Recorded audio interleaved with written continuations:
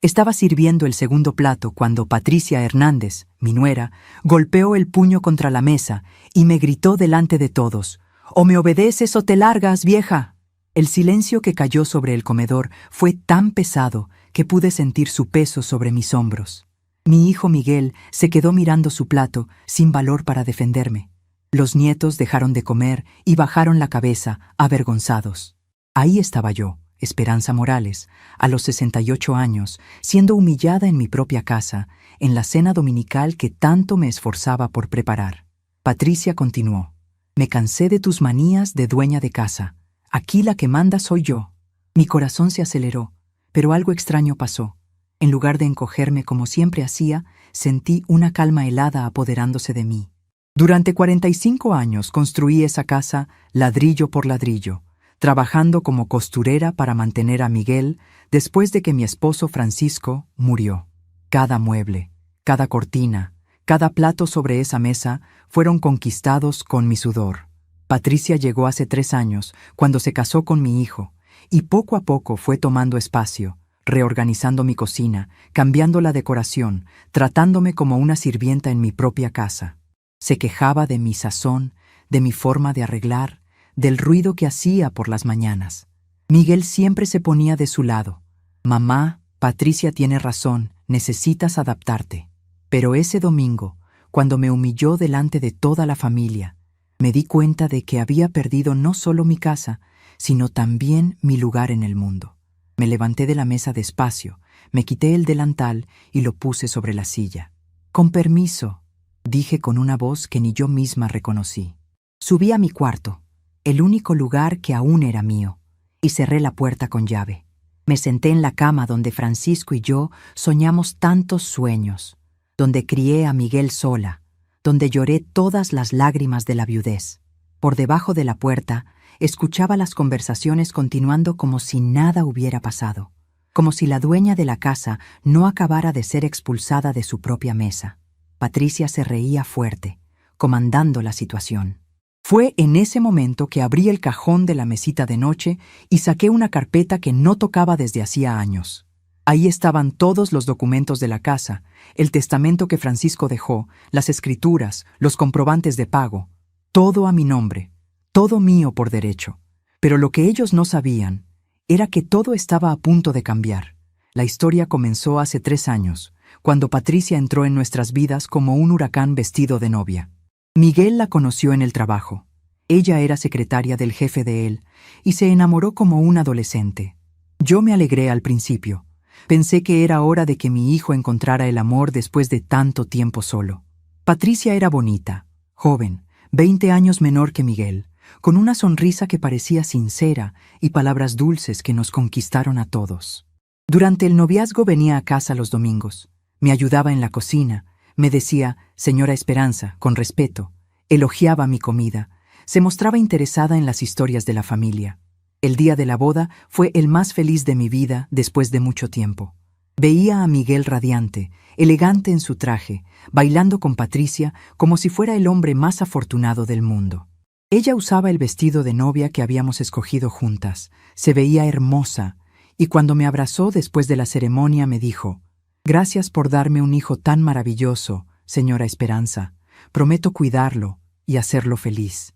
Lloré de emoción, pensando que finalmente tendría una hija, que la casa volvería a llenarse de vida, que tal vez pronto habría nietos corriendo por los pasillos.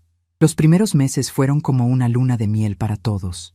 Patricia se mudó a la casa con sus pocas pertenencias. Venía de una familia humilde, de un pueblo pequeño de Michoacán, y parecía agradecida por todo. Me ayudaba con los quehaceres, cocinábamos juntas, veíamos las novelas por la tarde mientras bordábamos.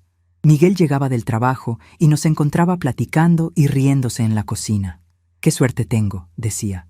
«Mis 2 mujeres favoritas se llevan tan bien». Patricia le daba besos, le servía la cena, lo consentía como a un rey. Yo pensaba que había encontrado la nuera perfecta, que Dios había bendecido a nuestra familia, pero las cosas comenzaron a cambiar sutilmente. Primero fueron comentarios pequeños, casi imperceptibles. «Señora Esperanza, ¿no cree que esta sala estaría más moderna con muebles nuevos? ¿No le parece que la cocina necesita una remodelación? Miguel trabaja tanto, merece llegar a una casa más contemporánea. Al principio pensé que solo quería contribuir, hacer mejoras. Después de todo, era natural que una mujer joven quisiera poner su toque personal en la casa donde iba a vivir. Yo aceptaba sus sugerencias con cariño, pensando que era bonito que se sintiera en casa. La primera señal real de problemas llegó cuando Patricia empezó a reorganizar la cocina sin preguntarme. Un día, bajé por la mañana y encontré todos mis trastes en cajas, mis condimentos guardados en lugares diferentes, mis recetas familiares arrumbadas en un rincón. «Estoy organizando todo mejor», me dijo con una sonrisa que ya no llegaba a sus ojos. «Así será más eficiente cocinar». Cuando le pregunté dónde había puesto mi molcajete, el que mi madre me había regalado cuando me casé, me dijo que lo había guardado porque se veía muy viejo y feo en la cocina nueva que estaba creando. Miguel apoyaba todos sus cambios. Cuando yo trataba de hablar con él sobre las modificaciones que Patricia estaba haciendo sin consultarme, él me decía: «Mamá, deja que Patricia arregle la casa a su gusto. Ella va a ser la que pase más tiempo aquí cuando tengamos hijos». Sus palabras me dolieron profundamente, pero las tragué en silencio. No quería ser la suegra problemática de las que tanto se quejaba la gente. Quería que mi hijo fuera feliz, quería que su matrimonio funcionara, así que empecé a callarme, a aceptar, a ceder espacios que habían sido míos durante décadas. La transformación de Patricia de nuera amorosa a mujer controladora fue gradual pero implacable. Comenzó a hablarme de manera diferente cuando Miguel no estaba presente. Su voz se volvía más fría, más autoritaria. «Señora Esperanza, no me gusta cómo quedó la comida de ayer», me decía. «Los frijoles tenían demasiada sal y el arroz estaba seco. Necesita poner más atención cuando cocina». Yo, que había cocinado durante 50 años, que había alimentado a Francisco y a Miguel con amor y dedicación, de repente estaba recibiendo críticas constantes sobre algo que siempre había hecho bien. Cuando llegaron los primeros nietos, 2 hermosos pequeños que se convirtieron en la luz de mis ojos, pensé que las cosas mejorarían. Patricia necesitaría mi ayuda con los bebés, valoraría mi experiencia como madre, tal vez volvería a tratarme con cariño. Pero fue exactamente lo opuesto. Patricia se volvió aún más territorial, más celosa de mi relación con los niños. «No les dé dulces sin preguntarme», me ordenaba. «No los cargue tanto, se van a malcriar. Cuando les lea cuentos, hágalo en voz baja. No quiero que se acostumbren a su forma de hablar». Cada interacción con mis propios nietos tenía que ser supervisada, aprobada, controlada por ella. La gota que derramó el vaso fue cuando Patricia decidió que mi cuarto, el cuarto principal donde Francisco y yo habíamos dormido durante 20 años de matrimonio, debía ser para ellos. «Es lógico», le dijo a Miguel. «Somos la pareja joven, necesitamos el cuarto más grande para nosotros y los niños». Yo protesté tímidamente. Expliqué que ese cuarto tenía un significado especial para mí, que ahí estaban todos mis recuerdos con su padre. Miguel me miró con impaciencia y dijo: «Mamá, ya no seas tan apegada a las cosas materiales. Un cuarto es solo un cuarto». Esa noche me mudé al cuarto pequeño de atrás, cargando mis pocas pertenencias como una refugiada en mi propia casa. Patricia comenzó a tratarme como su empleada personal. Me despertaba temprano para que le preparara el desayuno exactamente como a ella le gustaba: huevos revueltos no muy secos, café con poca azúcar, pan tostado dorado pero no quemado. Si algo no estaba perfecto, me regañaba como a una niña. «¿No puede hacer algo tan simple correctamente, señora Esperanza?» Tenía que lavar su ropa de manera especial, planchar las camisas de Miguel de cierta forma, limpiar la casa siguiendo sus nuevas reglas. La mujer que había trabajado toda su vida para construir esa casa ahora tenía que pedir permiso para usar su propia cocina. Los domingos, cuando venía el resto de la familia, mis hermanas, mis cuñados, mis sobrinos, Patricia representaba el papel de la nuera perfecta. Sonreía, servía café, hablaba dulcemente de lo mucho que me quería y respetaba. «La señora Esperanza es una bendición en nuestras vidas», decía con una sonrisa falsa. «No sé qué haríamos sin ella». Pero apenas se iban las visitas, volvía a ser la mujer fría y autoritaria que conocía. Una vez, mi hermana Dolores me preguntó en privado si todo estaba bien, porque me veía muy callada últimamente. No tuve valor de contarle la verdad. ¿Cómo explicar que me había convertido en una extraña en mi propia casa? Miguel cambió completamente después de casarse. El hijo amoroso que me abrazaba cada mañana antes de ir al trabajo, que me contaba sus problemas, que me pedía consejos, desapareció. Patricia se convirtió en su única confidente, su única prioridad. Cuando yo trataba de hablar con él sobre algo, él me respondía distraído, con prisa por terminar la conversación y volver con su esposa. «Ahorita no puedo, mamá. Patricia me necesita», era su respuesta constante. Las noches que antes pasábamos platicando en la sala, viendo televisión juntos, se acabaron. Ahora se encerraban en su cuarto y yo quedaba sola en la sala, sintiendo cómo la casa se volvía más fría y vacía cada día. La humillación del domingo no fue un evento aislado, fue la culminación de 3 años de degradación sistemática. Patricia había establecido su dominio sobre la casa, sobre Miguel, sobre los nietos, y solo faltaba establecerlo sobre mí de manera definitiva. Durante semanas había estado presionando para que la cena dominical se hiciera a su manera, con su menú, sus reglas, su control total. Ese domingo llegó preparada para la confrontación final. Había invitado a sus padres, a sus hermanos, para que fueran testigos de su victoria sobre la vieja suegra que se atrevía a seguir actuando como dueña de la casa. Cuando me gritó delante de todos, cuando me ordenó obedecerla o largarme, Patricia no solo me estaba humillando, me estaba expulsando simbólicamente de mi lugar en la familia.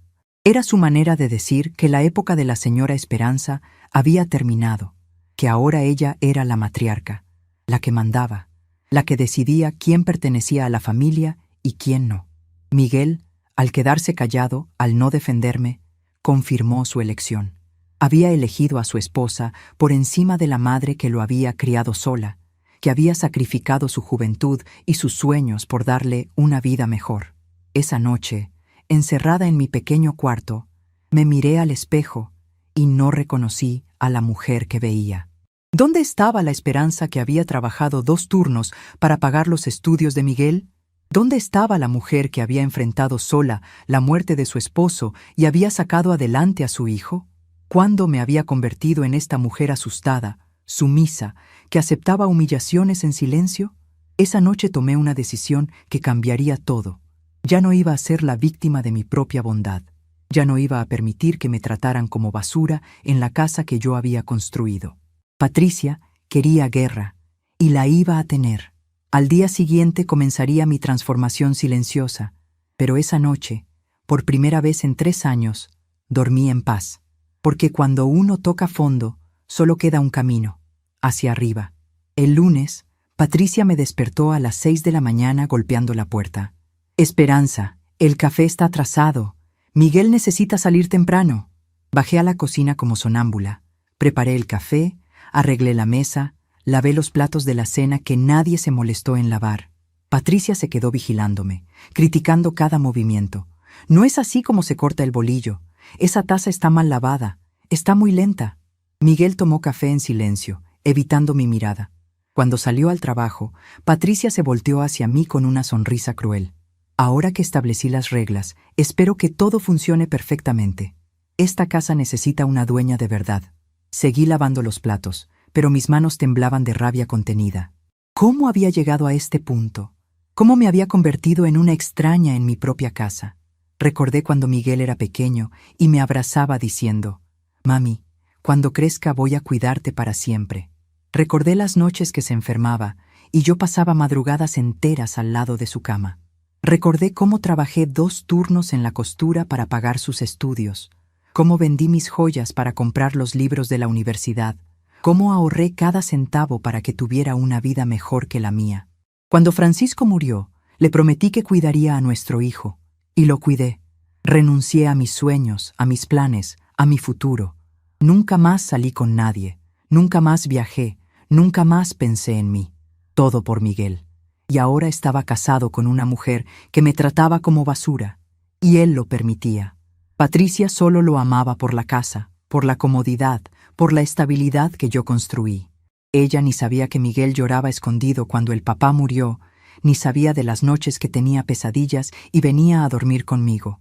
Por la tarde, cuando estaba tendiendo ropa en el patio, escuché a Patricia hablando por teléfono con una amiga. Convencí a mi marido de poner a la suegra en su lugar. La vieja se creía dueña de la casa, pero ahora sabe quién manda aquí. Prontito voy a convencer a Miguel de meterla en un asilo. Así sí voy a tener mi casa en paz. Mis piernas flaquearon. Asilo de ancianos. Después de todo lo que hice, después de todos los sacrificios, ella quería internarme. Y lo peor, estaba convenciendo a mi propio hijo de hacerlo. Dejé que la ropa se cayera al piso y entré a la casa. Subí al cuarto y me encerré. Tomé una foto de Miguel niño, cuando me veía como si fuera la persona más importante del mundo. Ese niño había muerto. En su lugar creció un hombre débil, manipulado, que escogió a una mujer en lugar de la madre que dio la vida por él. Y en ese momento, algo dentro de mí finalmente se rompió. Esa noche no pude dormir. Me quedé despierta recordando cada momento de mi vida con Miguel, cada sacrificio que había hecho, cada sueño que había abandonado por él. Recordé cuando era bebé y se enfermó de pulmonía, cómo pasé 3 noches sin dormir cuidándolo en el hospital, rogándole a la Virgen de Guadalupe que no me lo quitara. Recordé sus primeros pasos en esta misma casa, sus primeras palabras. Mamá fue la primera. Su primer día de escuela cuando lloró porque no me quería dejar. Recordé las tardes haciendo tarea juntos en la mesa de la cocina, las noches leyéndole cuentos antes de dormir, los domingos yendo juntos a misa y después a tomar raspados en el parque. Recordé cuando cumplió 15 años y le hice una fiesta sorpresa con todos sus amigos de la escuela. Trabajé semanas extras para juntar el dinero. Decoré la casa con globos y serpentinas, hice su pastel favorito de chocolate con 3 leches. Miguel estaba tan feliz esa noche, me abrazó delante de todos sus amigos y dijo: «Mi mamá es la mejor del mundo». Sus amigos aplaudieron, y yo me sentí la mujer más orgullosa de México. Ese niño que me veía con admiración, que confiaba en mí completamente, que me necesitaba. ¿Dónde se había ido? Recordé su graduación de la preparatoria, cuando subió al estrado a recibir su diploma y me buscó entre la multitud para sonreírme.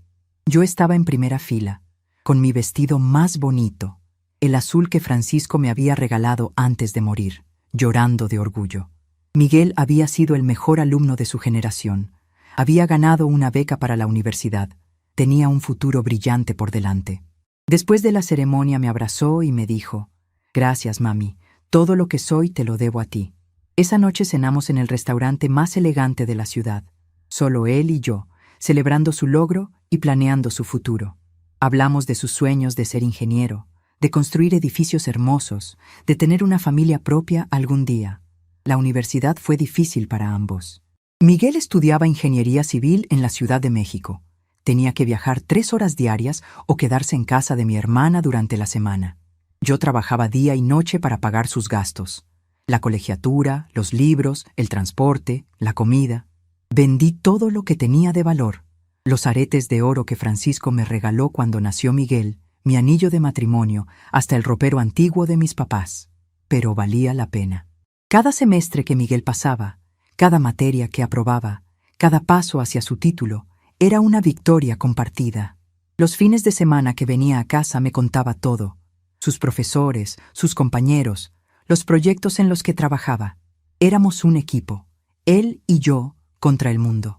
Cuando se graduó de ingeniero, fue el día más feliz de mi vida después de su nacimiento. Viajé a la Ciudad de México para la ceremonia, me puse mi rebozo más bonito, el de seda que había heredado de mi abuela. Miguel se veía tan guapo con su toga y birrete, tan maduro, tan profesional. Cuando lo llamaron al escenario para recibir su título, grité de emoción como una loca. La gente me miró raro, pero no me importó. Era mi hijo, mi orgullo, mi vida entera recibiendo el reconocimiento que se merecía por tanto esfuerzo. Después de la ceremonia fuimos a comer, y Miguel me regaló una pulsera de plata con una plaquita grabada que decía: «Para la mejor mamá del mundo. Gracias por creer en mí». Los primeros años después de su graduación fueron hermosos. Miguel consiguió trabajo en una constructora importante, ganaba bien, ayudaba con los gastos de la casa.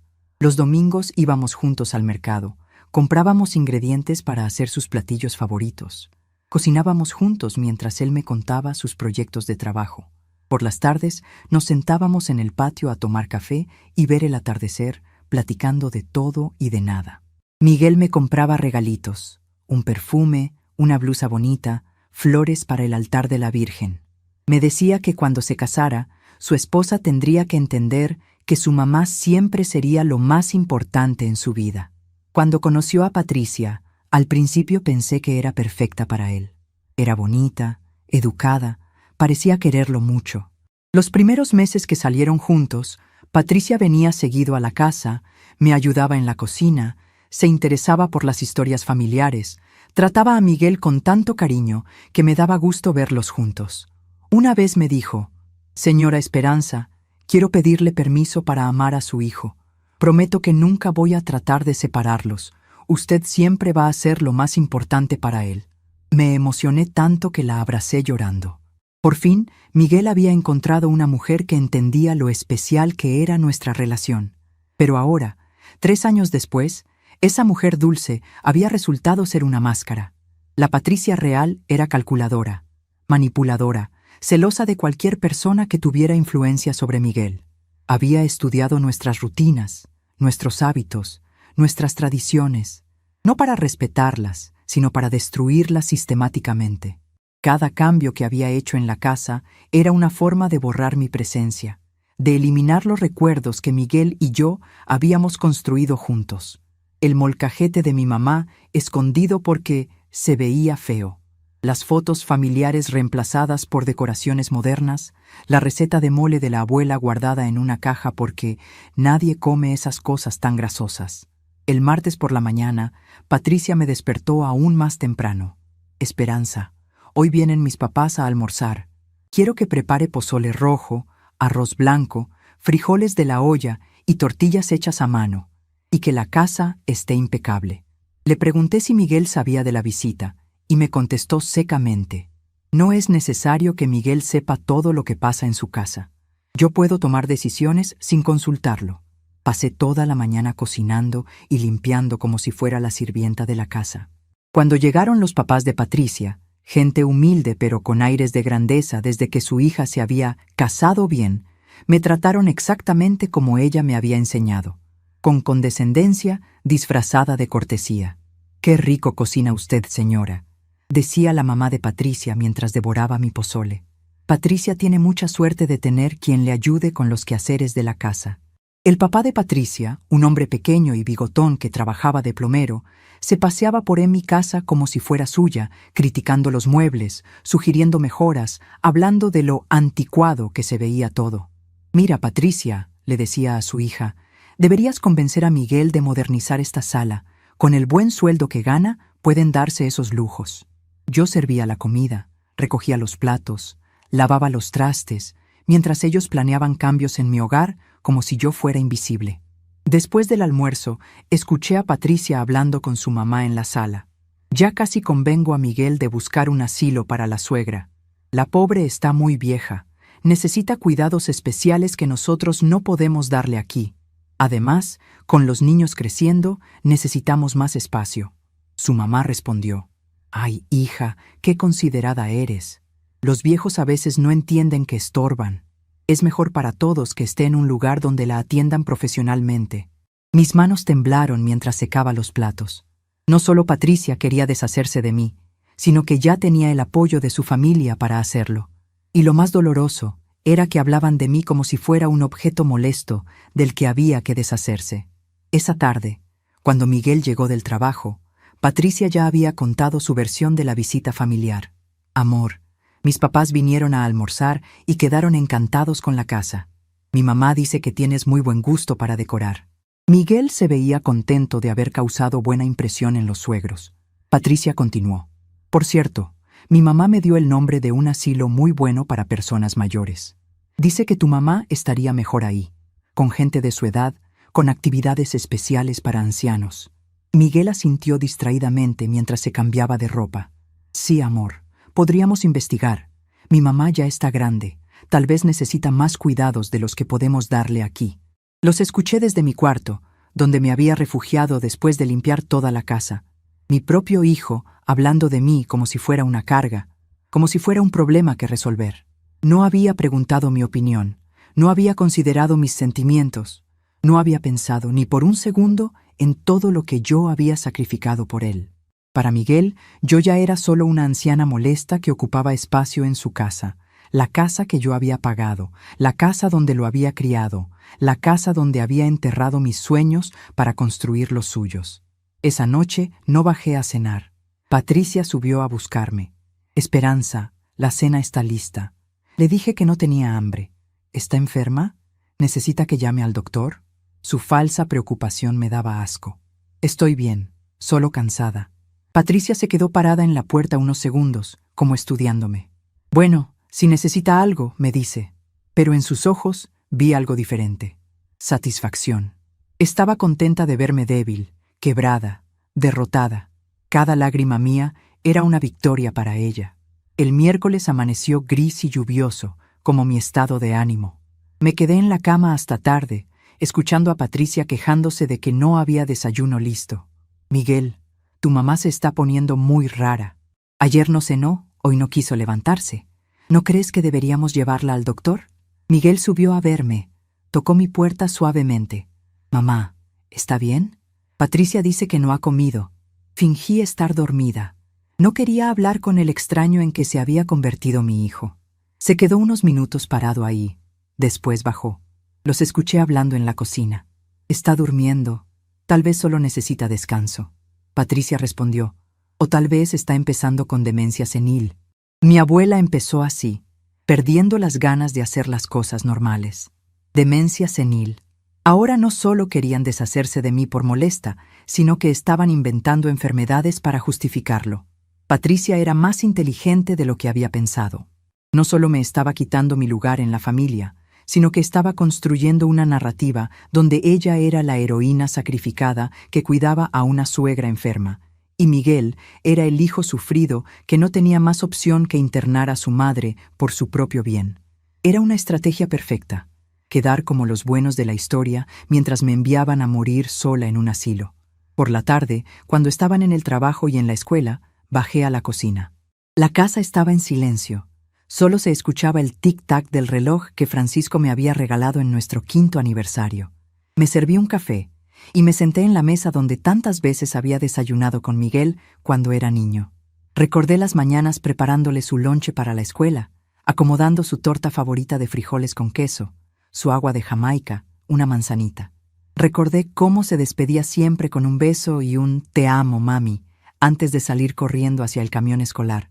En esa mesa habíamos celebrado sus cumpleaños, sus buenas calificaciones, sus pequeños logros. En esa mesa habíamos llorado juntos cuando murió Francisco, abrazados, prometiéndonos que siempre nos tendríamos el uno al otro. En esa mesa habíamos planeado su futuro, sus estudios, sus sueños. Ahora esa misma mesa era testigo de mi humillación diaria, del lugar donde Patricia me daba órdenes como a una sirvienta, donde Miguel comía en silencio, evitando mis ojos. Me levanté y caminé por la casa que había sido mi mundo durante 45 años. En la sala estaba el sillón donde Francisco se sentaba a leer el periódico por las tardes, donde Miguel hacía tarea mientras yo cocinaba, donde habíamos visto miles de novelas y programas de televisión juntos. En el comedor estaba la mesa donde habíamos recibido a familiares y amigos, donde habíamos celebrado Navidades y cumpleaños, donde el domingo pasado Patricia me había humillado delante de todos.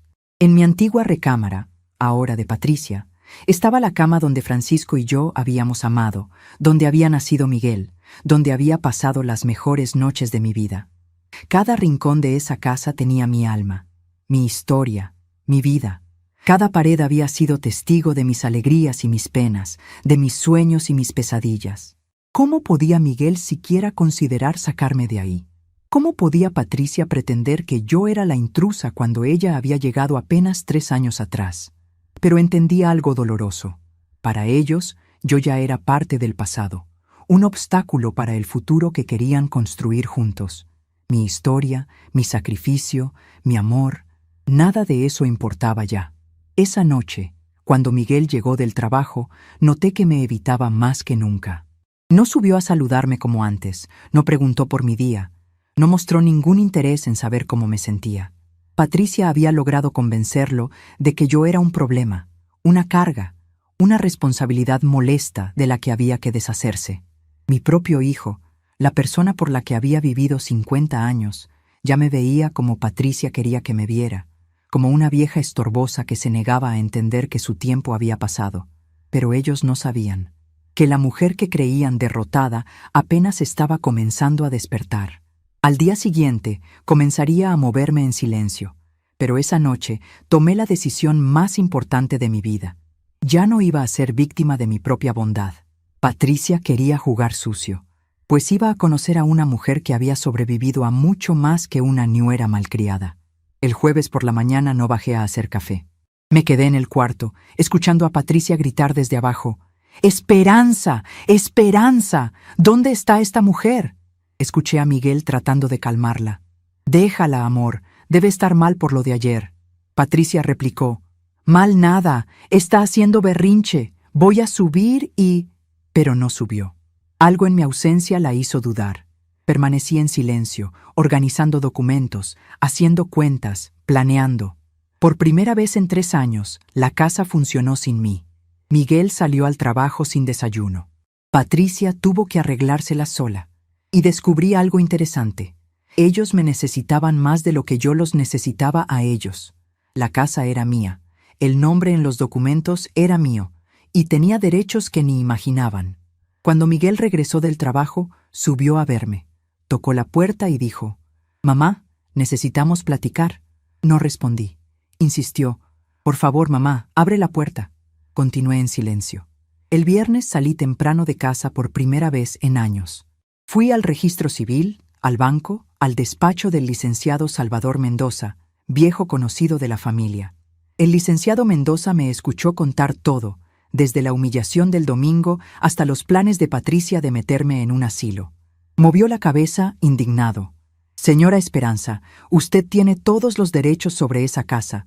Su hijo y la nuera están viviendo ahí por su bondad, no por obligación».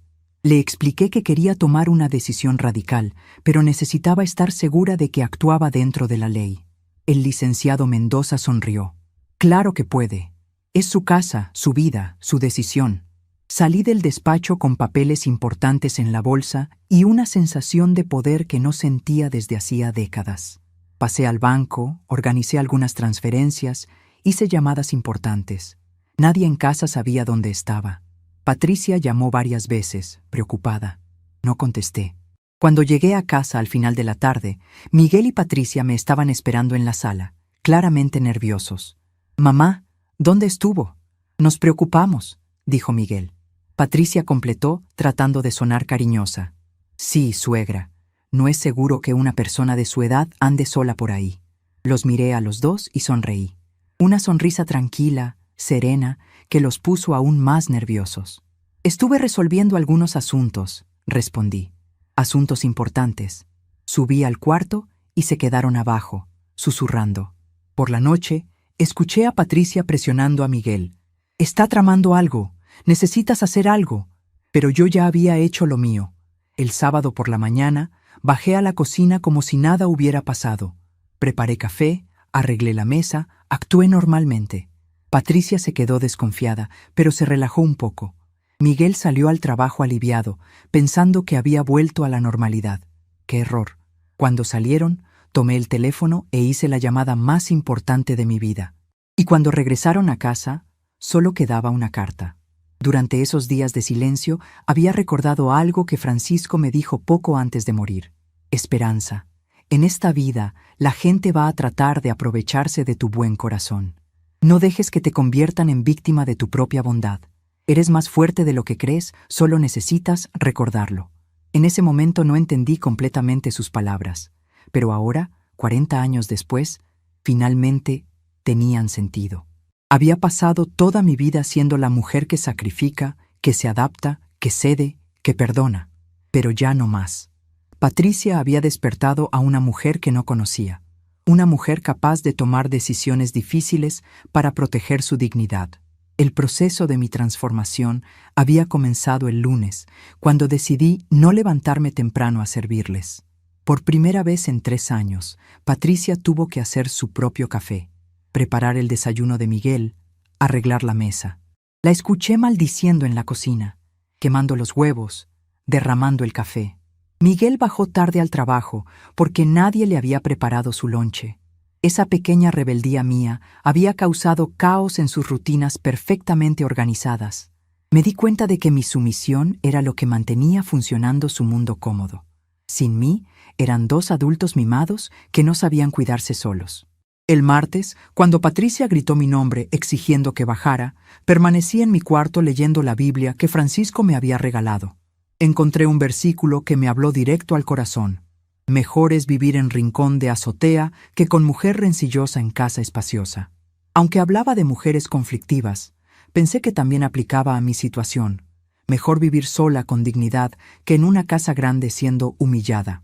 Esa tarde, escuché a Patricia hablando por teléfono con su madre. La vieja se está poniendo muy rara. No quiere hacer nada. Se queda encerrada en su cuarto todo el día. Creo que ya es hora de llamar al asilo. Sus palabras me confirmaron que mis sospechas eran correctas. Llevaba tiempo planeando deshacerse de mí. El miércoles fue cuando decidí actuar. Mientras ellos trabajaban, bajé al estudio donde Francisco guardaba sus documentos importantes. Hacía años que no entraba ahí. Patricia lo había convertido en un cuarto de juegos para los niños. Pero en el armario del fondo, detrás de juguetes y libros infantiles, encontré la caja fuerte que Francisco instaló años atrás. Adentro estaban todas las escrituras de la casa, el testamento, las pólizas de seguros, los comprobantes de pagos. Todo estaba a mi nombre. Francisco había sido muy cuidadoso de protegerme legalmente. Sabía que algún día podría quedar sola y vulnerable. Mientras revisaba los documentos, encontré algo que había olvidado completamente: una segunda propiedad. Un pequeño departamento en el centro de la ciudad que Francisco había comprado como inversión poco antes de morir. Durante todos estos años había estado rentado y el dinero se depositaba automáticamente en una cuenta bancaria que yo nunca revisaba. Con las rentas acumuladas y los intereses, había una cantidad considerable de dinero que Patricia y Miguel desconocían por completo. Francisco me había dejado más protegida de lo que imaginaba. Esa tarde llamé al licenciado Mendoza para consultarle sobre mis derechos y opciones. Señora Esperanza, me dijo, usted es la única propietaria de esa casa. Su hijo no tiene ningún derecho legal sobre la propiedad. Puede hacer con ella lo que guste, venderla, rentarla o simplemente echar a los ocupantes actuales. Le pregunté sobre el proceso legal para recuperar mi casa. Es muy simple, explicó. Como es su propiedad y ellos no pagan renta ni tienen contrato, puede darles un plazo para desocupar. Si se niegan, podemos iniciar un proceso de desalojo. Sus palabras me dieron la fuerza que necesitaba para tomar la decisión final. El jueves por la mañana, cuando no bajé a hacer el café, Patricia subió furiosa hasta mi puerta. Esperanza, ya basta de caprichos. Baje inmediatamente a hacer su trabajo. Su trabajo. Así me veía, como su empleada personal. Le grité desde adentro. Ya no trabajo para usted, señora Patricia. Se quedó callada unos segundos, sorprendida por mi respuesta. Después comenzó a golpear la puerta. Abra esta puerta inmediatamente. En esta casa yo soy la que manda. Pero no abrí. Por primera vez en 3 años le había dicho que no a Patricia Hernández y se sintió liberador. Cuando Miguel regresó del trabajo ese jueves, Patricia ya le había contado su versión de los hechos. Tu mamá se está volviendo loca, Miguel. Me gritó. Me faltó al respeto. Se niega a hacer sus obligaciones en la casa. Creo que ya es urgente llamar al asilo. Miguel subió a hablar conmigo. Tocó suavemente la puerta. Mamá, ¿podemos platicar? Patricia me dice que le gritó. Le respondí desde adentro. Dile a tu esposa que ya no soy su sirvienta y dile también que esta es mi casa, no la suya. Miguel se quedó sorprendido por mi tono firme. Mamá, no entiendo qué le pasa. ¿Por qué está actuando así? Le expliqué. Estoy actuando como la dueña de esta casa, algo que se les había olvidado a todos. El viernes, cuando salí temprano sin avisar, Patricia entró en pánico. Me siguió hasta la puerta gritando, «No puede salir así nada más, es peligroso, regrese inmediatamente». Pero seguí caminando sin voltear. Era la primera vez en años que salía sola, sin pedir permiso, sin dar explicaciones. Me sentí como una mujer libre. En el despacho del licenciado Mendoza, firmé todos los papeles necesarios para recuperar el control total de mi propiedad. También actualicé mi testamento, removiendo a Miguel como beneficiario principal y dejando instrucciones muy específicas sobre el destino de mis bienes. Cuando regresé a casa esa tarde, encontré a Miguel y Patricia esperándome en la sala, como si fueran los dueños de casa recibiendo a una visita problemática. «Mamá, necesitamos hablar seriamente», dijo Miguel con un tono que no me gustó.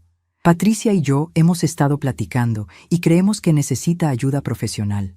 Su comportamiento de estos días no es normal». Patricia agregó con falsa preocupación: «Señora Esperanza, entendemos que la edad trae cambios, pero no puede seguir actuando de manera tan extraña. Tenemos niños en la casa, necesitamos estabilidad». Los miré a los dos y sonreí. Ya no me daban miedo sus amenazas veladas. «La única cosa extraña aquí», les dije, «es que ustedes crean que pueden decidir sobre mi vida en mi casa».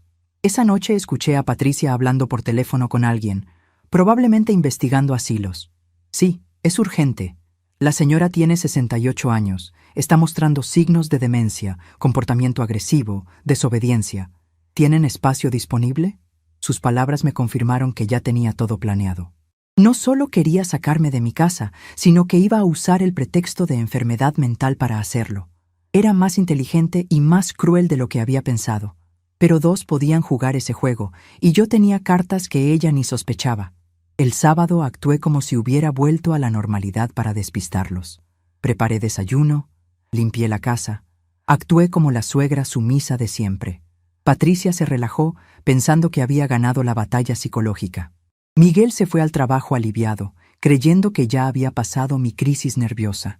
Pero mientras ellos creían que había vuelto a ser la víctima de siempre, yo estaba ejecutando el plan más importante de mi vida. Cuando se fueron, hice las llamadas que cambiarían todo para siempre. Primero llamé al licenciado Mendoza. «Licenciado, quiero proceder con lo que platicamos. Prepare los documentos de desalojo». Después llamé a una empresa de mudanzas. «Necesito que mañana domingo, a las 12 del día, vengan a recoger mis pertenencias en esta dirección». Luego llamé a mi hermana Dolores. «Hermana, ¿puedo quedarme contigo unos días mientras arreglo mi nueva casa?». También llamé al banco para transferir dinero a mi cuenta personal, dinero que iba a necesitar para mi nueva vida independiente. La llamada más difícil fue a una agencia inmobiliaria. «Quiero poner en venta una casa». «Sí, es urgente. Los ocupantes actuales tienen que desocupar en 30 días». El agente me explicó que con el mercado actual, una casa como la mía se vendería rápidamente. «¿Está segura de esta decisión, señora? Una vez que firme el contrato de venta, no hay vuelta atrás». Le aseguré que nunca había estado más segura de algo en mi vida. Esa casa había dejado de ser mi hogar el día que permitieron que Patricia me humillara en ella. Ahora era solo una propiedad de la cual necesitaba deshacerme.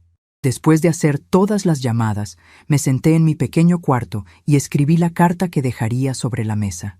Cada palabra la escribí con cuidado, pensando en el impacto que tendría cuando la leyeran. «Miguel y Patricia, me he mudado definitivamente. La casa está oficialmente en venta. El agente inmobiliario Ricardo Vargas se pondrá en contacto con ustedes. Tienen 30 días para encontrar otro lugar donde vivir. Con respeto, pero sin cariño, Esperanza Morales». Releí la carta varias veces, asegurándome de que el tono fuera firme pero legal, claro pero definitivo. Esa noche dormí mejor que en meses. Por primera vez en 3 años, iba a dormir sabiendo que al día siguiente ya no sería víctima de nadie. Al día siguiente comenzaría mi nueva vida, lejos de la humillación, lejos de la manipulación, lejos de quienes habían confundido mi bondad con debilidad. Patricia había despertado a la mujer equivocada. Había despertado a la viuda que sobrevivió sola, a la madre que sacrificó todo por su hijo, a la mujer que construyó una casa con sus propias manos. Y esa mujer no iba a permitir que nadie más la pisoteara. El domingo amaneció soleado, como si el cielo estuviera celebrando mi liberación. Me levanté temprano, empaqué mis pocas pertenencias importantes, las fotos de Francisco, algunas joyas, mi ropa favorita, y esperé a que llegara la empresa de mudanzas. A las 12 en punto, tal como había planeado, tocaron la puerta. Miguel y Patricia estaban en misa con los niños, así que la casa estaba vacía. En una hora, los cargadores sacaron todo lo que quería llevarme. El resto, los muebles, los electrodomésticos, todo lo demás, se quedaría con la casa para facilitar la venta. Antes de irme, dejé la carta sobre la mesa del comedor, exactamente en el lugar donde Patricia me había humillado el domingo anterior. Era simbólico. Donde había comenzado mi humillación, ahora comenzaba mi liberación. Cerré la puerta de la casa donde había vivido 45 años, donde había sido feliz con Francisco, donde había criado a Miguel, donde había sufrido los últimos 3 años. Al cerrarla, no sentí tristeza, sino alivio. Esa casa ya no era mi hogar. Mi hogar estaría donde me respetaran y me valoraran. Cuando Miguel y Patricia regresaron de misa y encontraron la carta, su mundo perfecto se derrumbó en segundos. Patricia gritó como loca: «¡No puede hacer esto! ¡Esta casa también es nuestra!». Miguel se quedó pálido, releyendo la carta una y otra vez, como si las palabras fueran a cambiar. Llamaron a mi celular docenas de veces. No contesté ni una sola. Que descubrieran solos que sí podía hacer todo eso, y mucho más. La guerra que Patricia había comenzado con su humillación del domingo, acababa de terminar con mi victoria del domingo siguiente. La vieja Esperanza que se dejaba maltratar había muerto ese domingo por la mañana. La mujer que renació era alguien completamente diferente, libre, digna y finalmente dueña de su propio destino. La carta estaba sobre la mesa del comedor, en el mismo lugar donde Patricia me había humillado el domingo anterior. Miguel y Patricia, me he mudado definitivamente. La casa está oficialmente en venta. El agente inmobiliario Ricardo Vargas se pondrá en contacto con ustedes. Tienen 30 días para encontrar otro lugar donde vivir.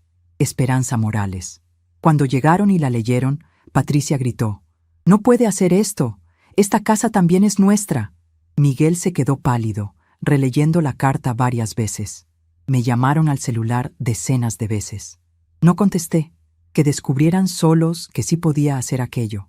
La casa estaba a mi nombre. Yo era la única propietaria y tenía derecho legal de venderla cuando quisiera. El lunes, el agente Ricardo Vargas llegó con una familia interesada. Patricia trató de impedir la visita, pero el licenciado Mendoza llegó con una orden judicial. La señora Esperanza Morales es la única propietaria de este inmueble. Cualquier interferencia en la venta constituirá delito. Miguel vino a mi nuevo departamento, pequeño, pero mío, el martes siguiente. Estaba flaco, con ojeras, claramente alterado. «Mamá, por favor, vamos a platicar. No puede vender nuestra casa». Lo miré con calma y le dije: «No es nuestra casa, Miguel.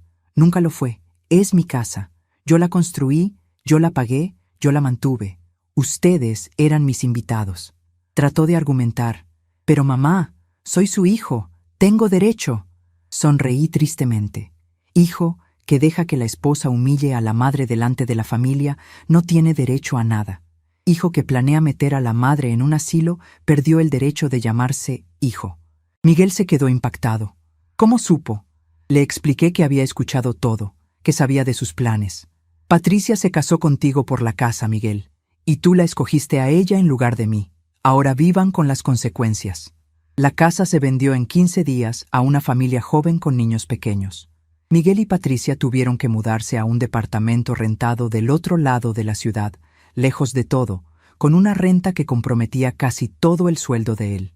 Patricia, acostumbrada a la comodidad de la casa grande con patio, jardín y 3 recámaras, entró en depresión. Comenzó a pelear con Miguel todos los días, culpándolo por la situación. «Tu mamá destruyó nuestra vida, y tú se lo permitiste». Miguel trató de buscarme varias veces, mandó flores, tarjetas, mensajes. Yo recibía todo en silencio, pero no respondía. Un día, me encontré a Miguel en la calle por casualidad. Estaba más flaco aún, con la cara marcada por el sufrimiento. «Mamá, Patricia me dejó, se fue y se llevó todo. Estoy solo, sin casa, sin familia, sin nada. Usted tenía razón sobre ella». Miré a mi hijo, el niño que crié, que me abrazaba, que prometió cuidarme para siempre, y sentí una punzada en el corazón. Pero ya era demasiado tarde. «Miguel», dije calmadamente, «tú me echaste de mi propia casa.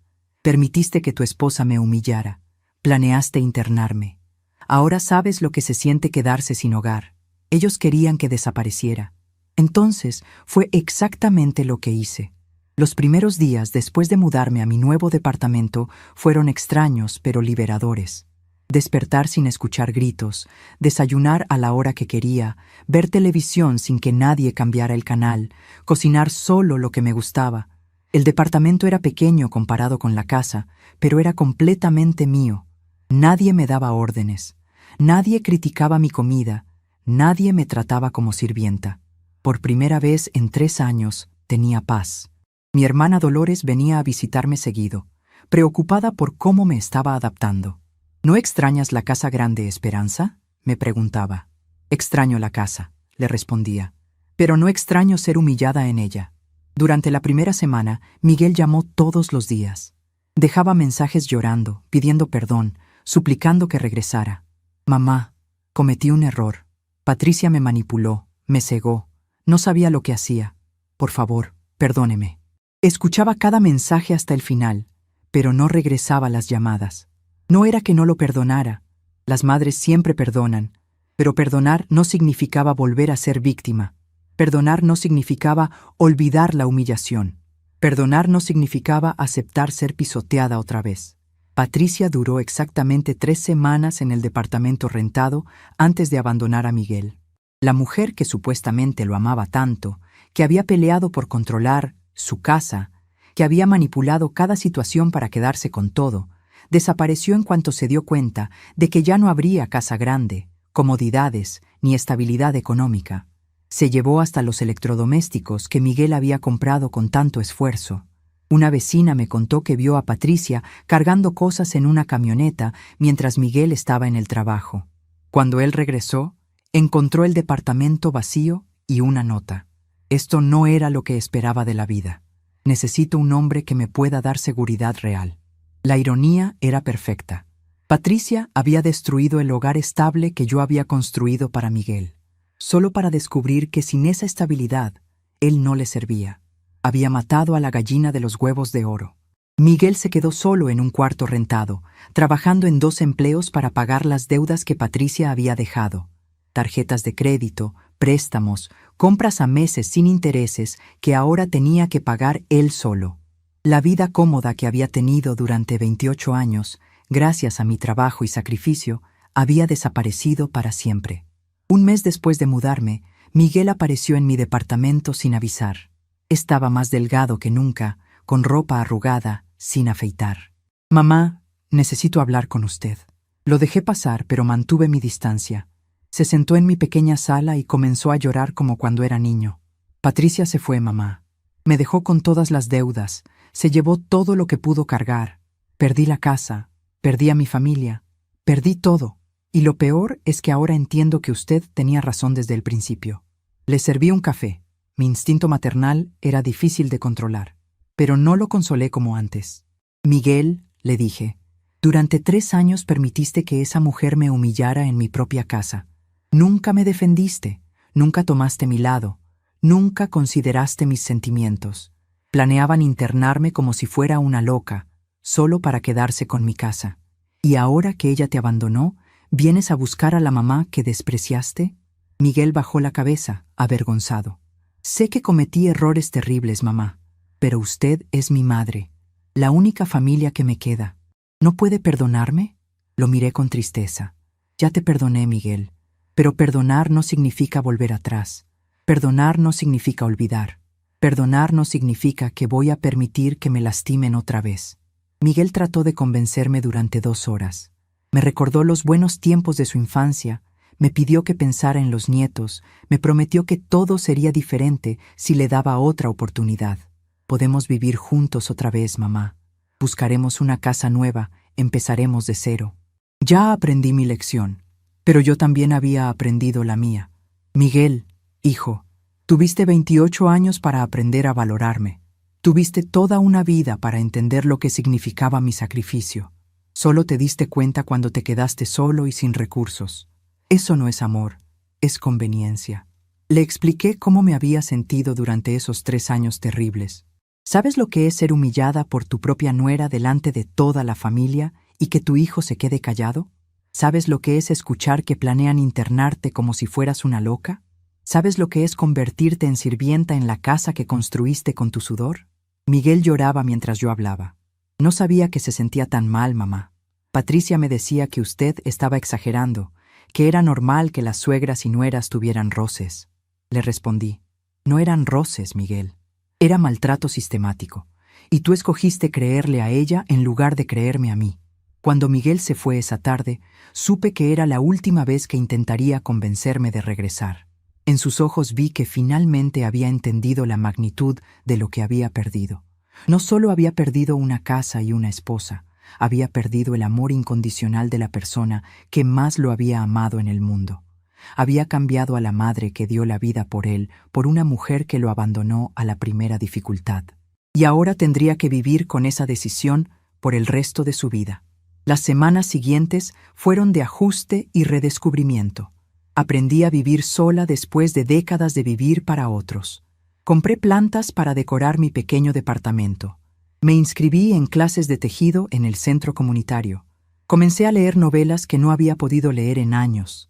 Lentamente, fui redescubriendo quién era Esperanza Morales más allá de ser madre y suegra.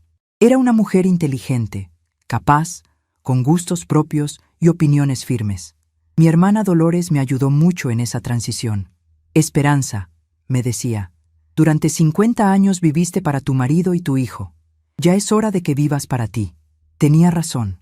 Había olvidado que tenía derecho a ser feliz, derecho a ser respetada, derecho a tomar mis propias decisiones. El dinero de la venta de la casa, más los ahorros de la renta del otro departamento, me daban seguridad económica para el resto de mi vida. Ya no dependía de nadie para sobrevivir. 3 meses después de mudarme, encontré a Patricia en el supermercado. Estaba acompañada de un hombre mayor, bien vestido, que claramente tenía dinero. Me vio y se acercó con una sonrisa falsa. Señora Esperanza, ¿cómo está? He sabido que Miguel está pasando por momentos difíciles. La miré fríamente. Patricia, tú fuiste quien destruyó a mi hijo. Tú fuiste quien arruinó nuestra familia por ambición. Espero que el Señor que te acompaña sepa la clase de mujer que eres.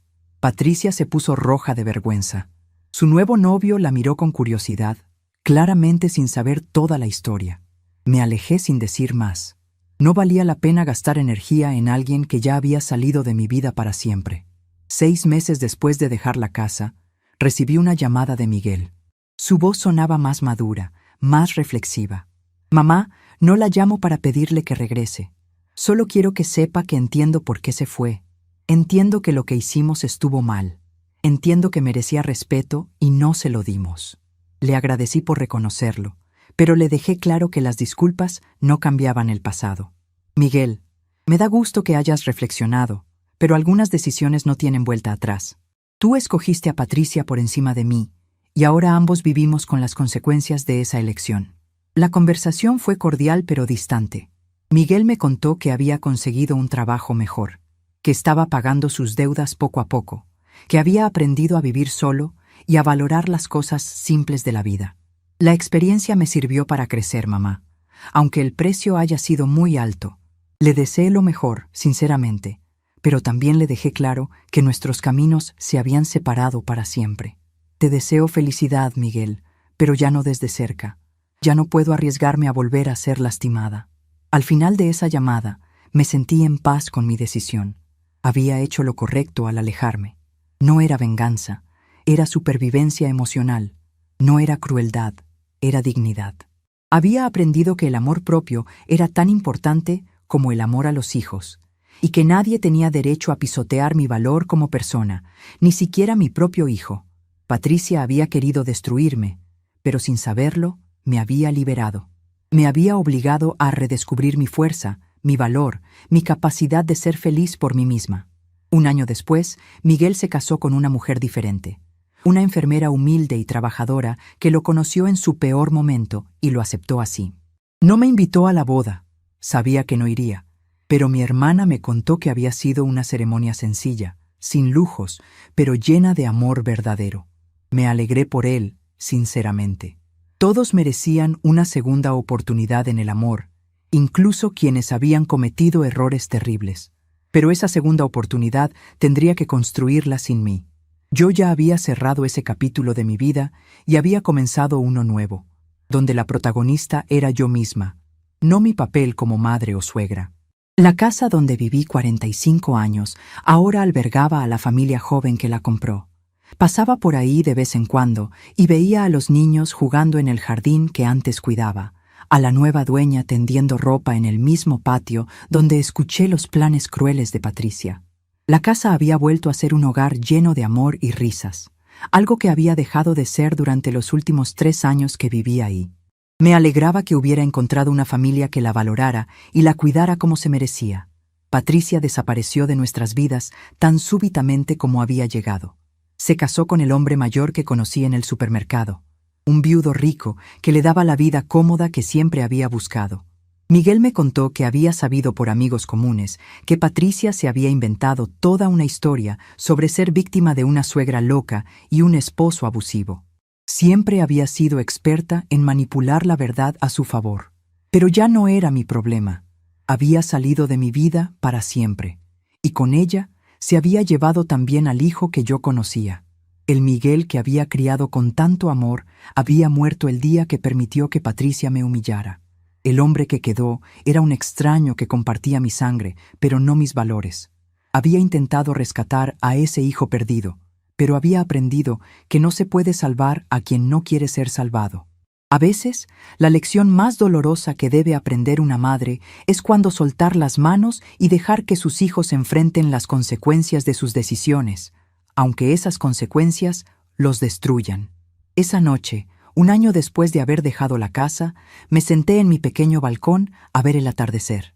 Tenía mi café favorito, mi novela en las manos y el silencio que tanto había añorado. No había gritos, no había órdenes, no había humillaciones, solo paz.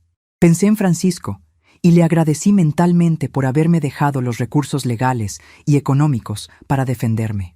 Pensé en mis padres y les agradecí por haberme enseñado que el respeto se gana, pero también se exige. Y pensé en mí misma, en la mujer fuerte que había redescubierto después de años de olvido. La transformación estaba completa. La víctima había muerto, y en su lugar había nacido una mujer libre, digna y finalmente dueña de su propio destino. Patricia había creído que me destruiría, pero sin saberlo me había salvado.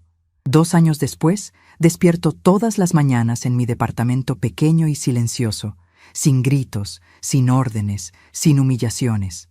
Hago mi café como me gusta, lo tomo en el tiempo que quiero, leo el periódico completo si se me antoja. La paz que encontré no tiene precio. A veces veo a Miguel pasando por la calle donde vivo. Descubrió mi dirección, pero nunca tiene valor de subir. Se para en la banqueta, mira hacia mi ventana, se queda unos minutos parado ahí, después se va. Patricia realmente lo abandonó cuando descubrió que ya no habría casa grande, patio, comodidad. Se casó con otro hombre en menos de 6 meses, alguien que tiene patrimonio propio. Miguel vive solo en un cuarto rentado. Trabaja en 2 empleos para pagar las cuentas. A veces siento una punzada de lástima. Al final, sigue siendo mi hijo. Pero entonces recuerdo la humillación que pasé, las lágrimas que lloré, los planes de internarme, y el dolor se va. Tengo una rutina sencilla ahora. Despierto, tomo café, hago algunas costuras para clientas especiales, almuerzo viendo mi novela, duermo siesta por la tarde. 3 veces por semana voy a la biblioteca, donde me inscribí en un grupo de lectura para personas de la tercera edad. Conocí a Carmen Jiménez, viuda como yo, que también tuvo problemas con nuera. Nos hicimos amigas. Ella me dijo algo que nunca voy a olvidar. Esperanza, amor de madre que se vuelve esclavitud no es amor, es enfermedad. Tú te curaste. Es verdad. Pasé 68 años de mi vida viviendo para otros. Esposo, hijo, nuera. Ahora finalmente vivo para mí. Cuando alguien pregunta si extraño a la familia, respondo que familia de verdad no humilla, no desprecia, no abandona. Lo que yo tenía no era familia, era gente aprovechándose de mi bondad. La transformación no fue fácil al principio. Los primeros meses me despertaba temprano por costumbre, esperando escuchar los gritos de Patricia exigiendo desayuno. Tardé semanas en acostumbrarme a desayunar cuando quería, a ver televisión sin que nadie cambiara el canal, a cocinar solo para mí. Había olvidado cómo era vivir sin miedo a ser regañada, sin ansiedad por no hacer las cosas como otros esperaban. Poco a poco, redescubrí mis propios gustos. Me gusta el café con poca azúcar, prefiero las novelas románticas a los noticieros, disfruto cocinar platillos sencillos sin presión de complacer a nadie más. Mi departamento es pequeño pero acogedor. Decoré cada rincón a mi gusto, sin que nadie opinara que algo se veía feo o anticuado.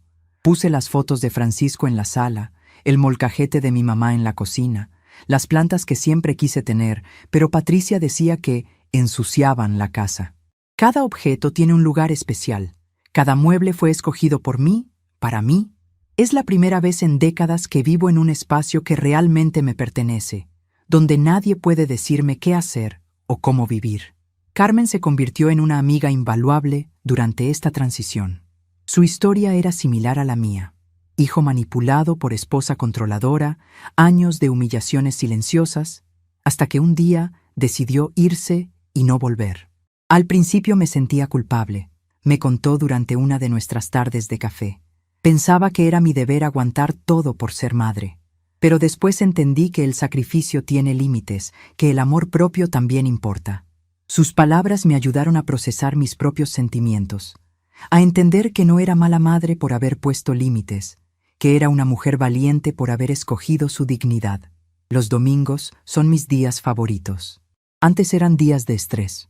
Preparar comidas enormes, limpiar toda la casa, aguantar las críticas de Patricia, ver cómo Miguel me ignoraba.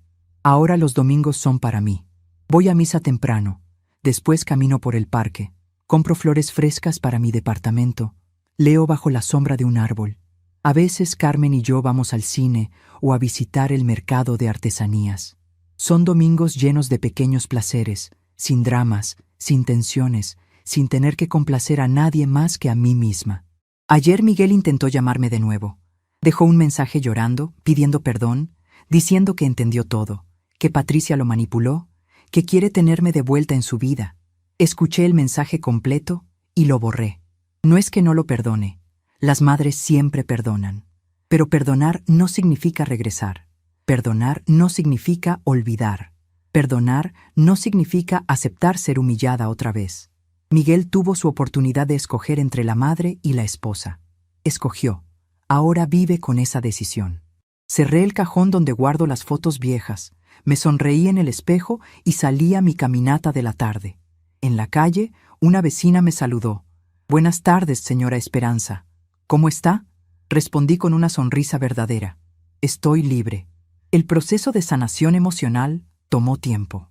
Durante meses tuve pesadillas donde Patricia me gritaba, donde Miguel me ignoraba, donde volvía a ser la mujer humillada que fui durante 3 años. Despertar de esas pesadillas y recordar que estaba segura en mi propio espacio era un alivio indescriptible. Gradualmente, las pesadillas se fueron espaciando hasta desaparecer completamente. En su lugar llegaron sueños apacibles, donde caminaba por jardines llenos de flores, donde Francisco me abrazaba y me decía que estaba orgulloso de mi valentía. Aprendí a llenar mis días con actividades que me daban placer.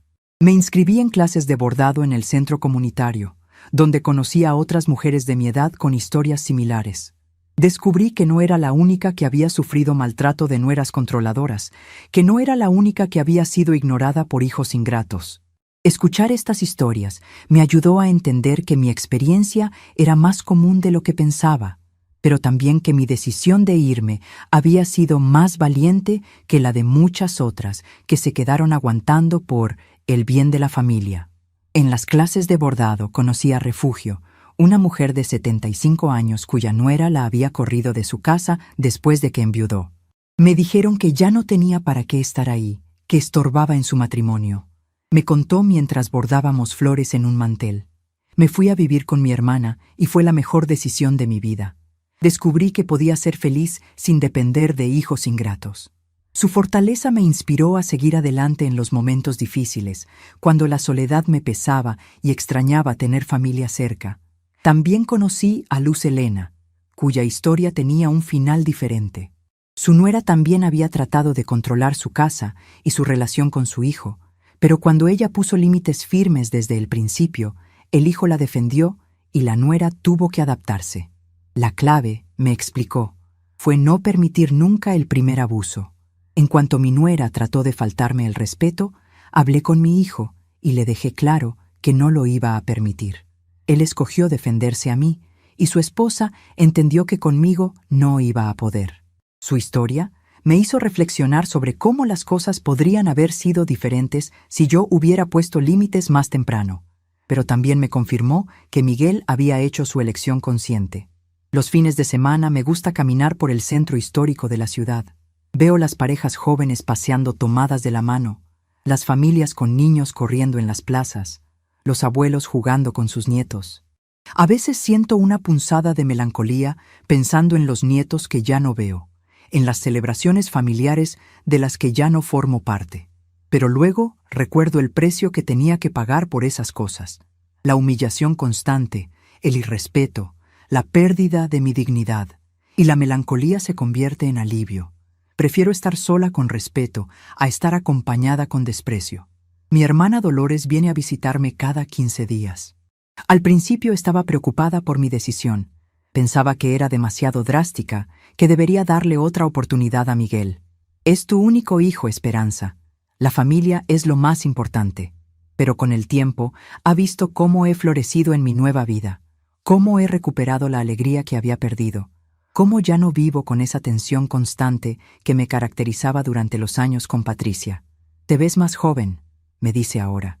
Te ves en paz. Tiene razón. Liberarme de la toxicidad familiar me quitó años de encima. A veces me preguntan si no me siento culpable por haberle quitado la casa a Miguel. La respuesta es simple. No le quité nada que fuera suyo. La casa era mía, la pagué yo, la mantuve yo. Tenía todo el derecho legal y moral de hacer con ella lo que quisiera. Miguel vivía ahí por mi generosidad, no por derecho propio.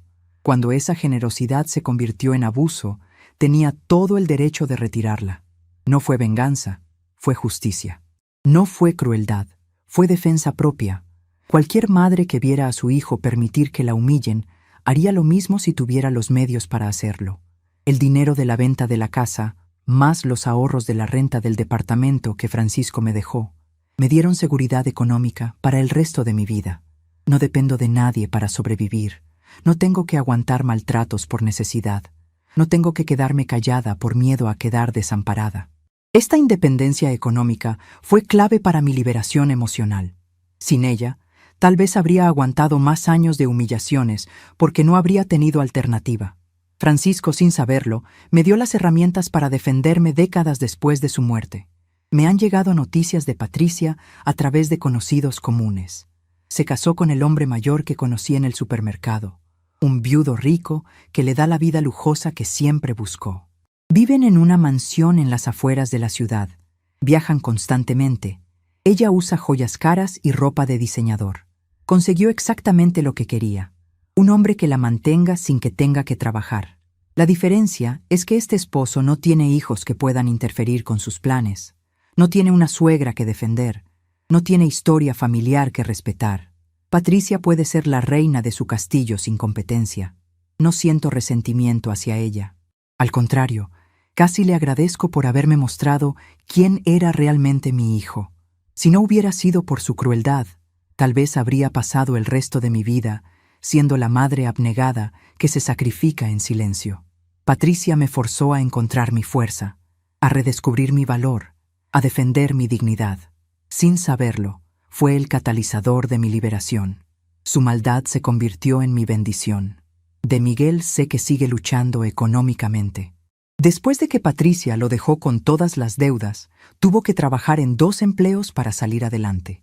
Su nuevo trabajo como supervisor de obra le da mejor sueldo, pero las deudas acumuladas lo mantendrán pagando por años. Se casó hace 6 meses con una enfermera llamada Rosa, una mujer sencilla y trabajadora que lo conoció en su peor momento. Mi hermana fue a la boda, una ceremonia pequeña en el registro civil, y me contó que Miguel se veía bien, más maduro, más humilde. Preguntó por ti, me dijo Dolores. Dijo que esperaba que estuvieras bien y que algún día pudieras perdonarlo. Le respondí que ya lo había perdonado, pero que el perdón no significaba reconciliación. Rosa parece ser una mujer completamente diferente a Patricia. Viene de una familia humilde como la nuestra, trabaja para mantenerse, no busca lujos ni comodidades que no puede costear. Según mi hermana, trata a Miguel con cariño pero también con firmeza, no lo deja victimizarse ni culpar a otros por sus problemas. Es lo que él necesitaba, dice Dolores. Una mujer que lo quiera de verdad, no por lo que pueda darle.